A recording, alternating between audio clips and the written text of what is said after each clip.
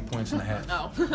And this was a game that will not be sent to the Hall of Fame. That is, it's a defensive classic. That's what it was.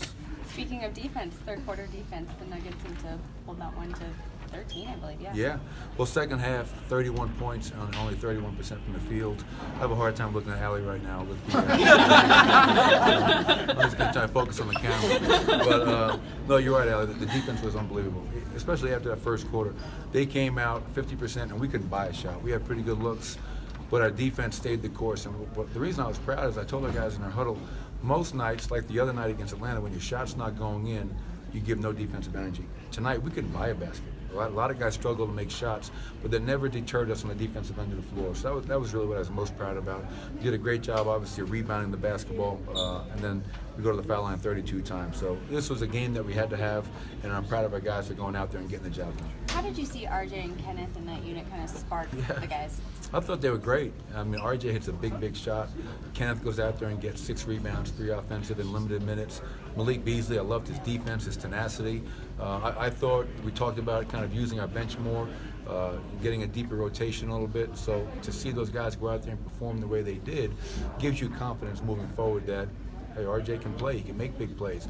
We know what Kenneth is capable of doing. And Malik, just, he doesn't know any better. He's going to go out there and play as hard as he can. So I thought our energy, our urgency, and our effort was much greater than it was the other night.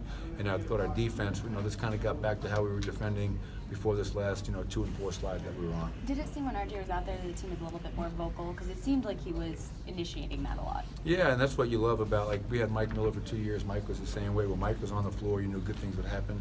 And I think RJ, obviously, this is the first time he got, real minutes.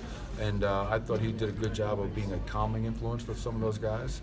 And, again, for him to go out there and play 4 rebounds, and the basket he hit was a big basket. The game's kind of hanging in the balance, and that group allowed us to rest our starters and well into the fourth quarter, which when you're in 3 games and 4 nights in the back-to-back, that also helps. Yeah, does that give you confidence that, hey, I can keep expanding this bench during this time of the season? Yeah, I think definitely so. It gives us confidence, and I was fairly confident going in. I mean, we've all seen Kenneth have an effect. I mean, he's a good player. Richard Jefferson, last year on a championship caliber team, was playing 20 minutes a night, 79 games.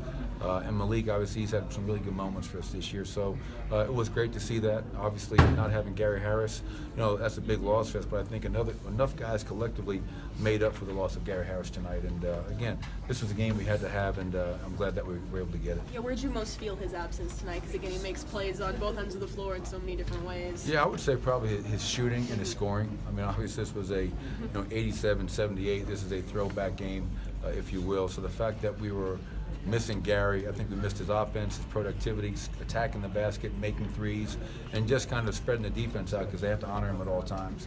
And teams chase Gary over, and he gets downhill. He's so hard.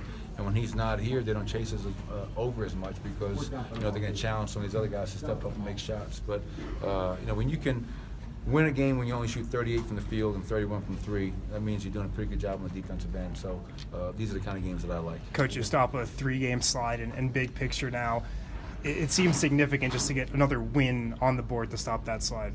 Oh, definitely. I mean, you never want to lose 3 in a row, and this time of year it feels like every game matters. But for us, like I said after that last game, forget anything else. We're going to take it one game at a time. Our whole focus is on beating Memphis tonight. Now it turns to San Antonio. But it was really important to stop the slide, to perform well in front of our fans. I think our fans had a right to be upset after last game. Hopefully they watched the game tonight and say, you know what, these guys played hard, they competed. It wasn't the prettiest game by any means, but we gave everything that we had. And I think as a fan, as a paying customer, that's what I would want to see. I want to see a team that's going to give great effort, fight, scratch, claw,